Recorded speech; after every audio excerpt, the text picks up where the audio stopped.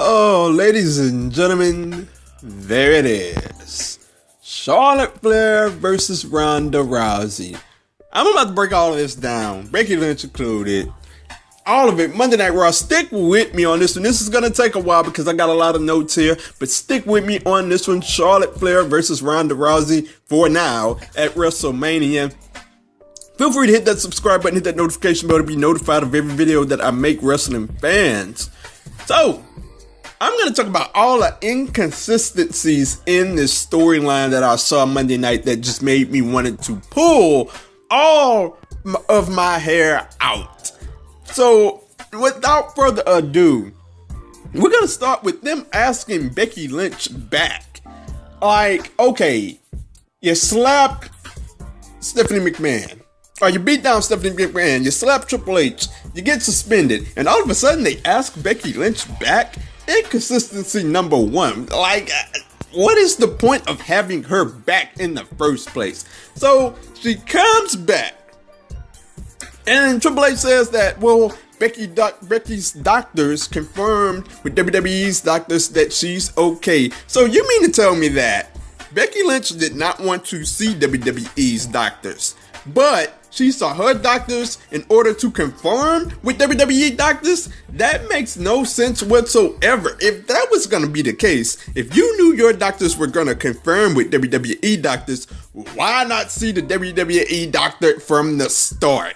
That makes no sense. So eventually we get to the part of the promo at the beginning of the show that, okay, they want an apology from Becky Lynch. So you mean to tell me, okay, you have what you are calling could be one of the biggest main events of all time in all of WWE, and you're willing to stake that on an apology from unhinged Becky Lynch, who quote unquote doesn't like you, doesn't trust you. So you have this big main event, and you're just sitting there as a promoter, and you're saying, well, look, I know we got this money-making main event, but you need to apologize first. So we're gonna stake the entire night.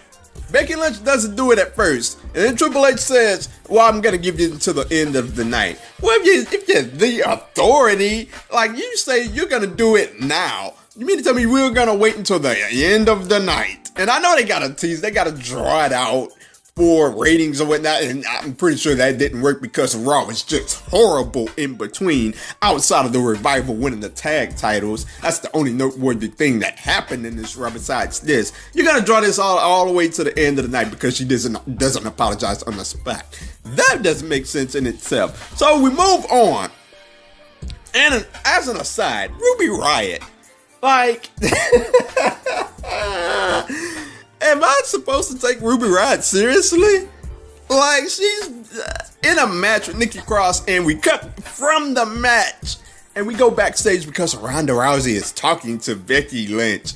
And like, get Ruby Riott out of here. We might as well have not had Ronda Rousey compete at the Elimination Chamber. And I love me some Ruby Riott, but they're treating her bad. Like, okay, we know Ruby Riott is not a factor. She is not important. At least that's what they are telling us. So we get to the end of the night, and this is just the cherry on top of the cake.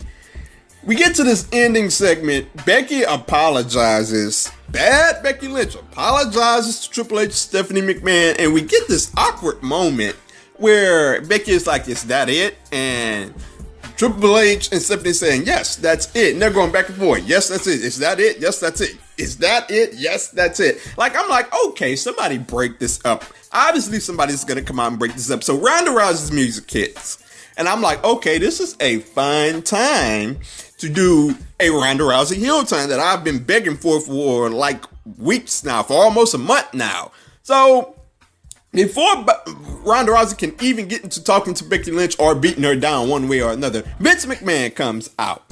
And he lays down a suspension on Becky Lynch because he said that, okay, you can apologize to them, but I don't believe you, so I'm going to suspend you. Like, where was Vince? If he had that big of a problem with Becky Lynch, where was Vince when Becky Lynch slapped or beat down Stephanie McMahon?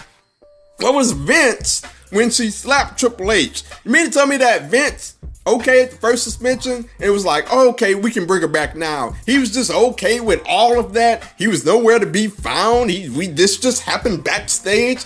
And you mean to tell me now he's going to come out and suspend Becky Lynch because he feels that she doesn't stay in her place and she's bigger than WWE? She feels that way. So we're going to hit you with a 60-day suspension. Like, that's what ticked him out.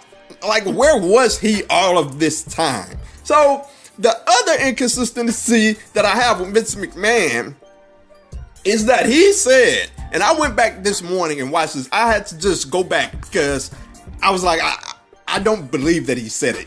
He said that we need someone to take Ronda Rousey to the limit.